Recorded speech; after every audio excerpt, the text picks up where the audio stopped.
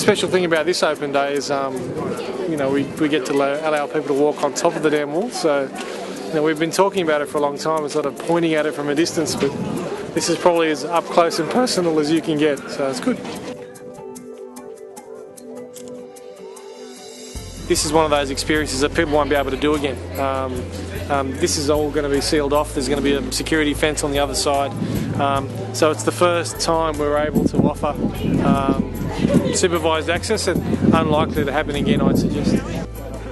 We've picked off a few, I guess, vantage points that we'll be able to allow people to move into, close to the wall, but you'll never actually be able to get on the wall itself.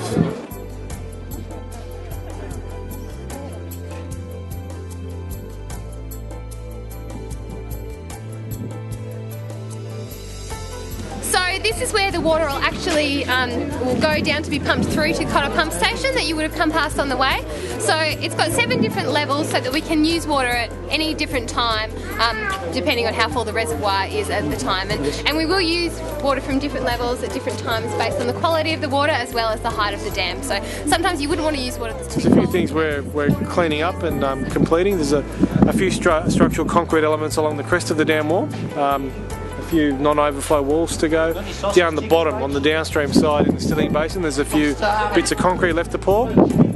But most of the action's actually now concentrated down in the Cotter River in the downstream section. But for all intensive purposes, basically the dam wall is now doing what it's designed to do. It's storing water, and we actually have an outlet pipe work that's functioning.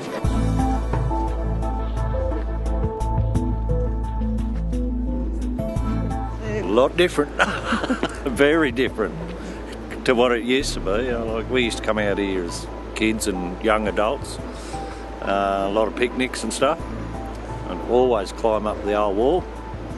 Can't now. No, it's really good.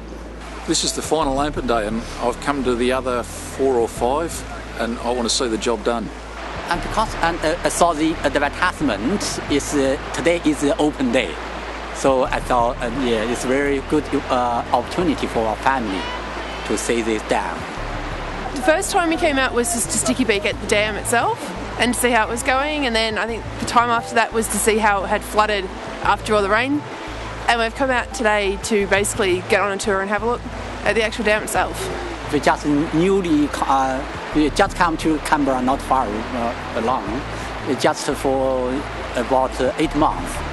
So everything is very new about what is happening in Canberra. This is the first time it hasn't been raining that I've come out to one of the tours, or at least overcast or miserable. It's a lovely day. I have a job at ANU, so I think Canberra is a very nice city, and ANU is a great university. So we moved from New Zealand to Canberra. Yeah. I mean, I grew up in Canberra, and I remember coming out to the old dam and picnicking out here. So it's really interesting to see how it's all changed and how, with this development, they've tried to capture some of that old part of Canberra with the new as they're building the new dam. So, yeah, that feel.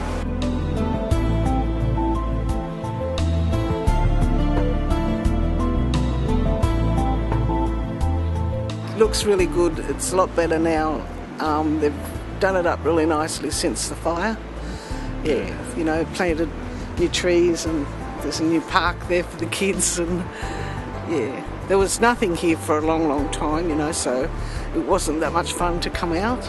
But now it's, yeah, we'll be having our summer picnics again. Yeah. With the grandkids. Yeah. We had all the shortage of water a couple of years ago. We had signs up beside the road saying how far down our capacity was, and obviously this is a solution to that, and I reckon it's fantastic. Just a nice little environment where you can bring the kids. It's sort of bush, but it's not, and it's close to Canberra because it's only like 10-15 minutes, and it's good. Kids can run around, have a bit of play. We used to get very wet in summer playing in the river, but it's the wrong time of year for that.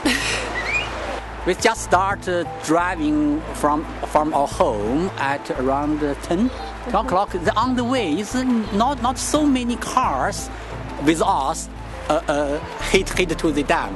I thought possibly very few people, but when I arrived here, to my surprise, so many people, very crowd.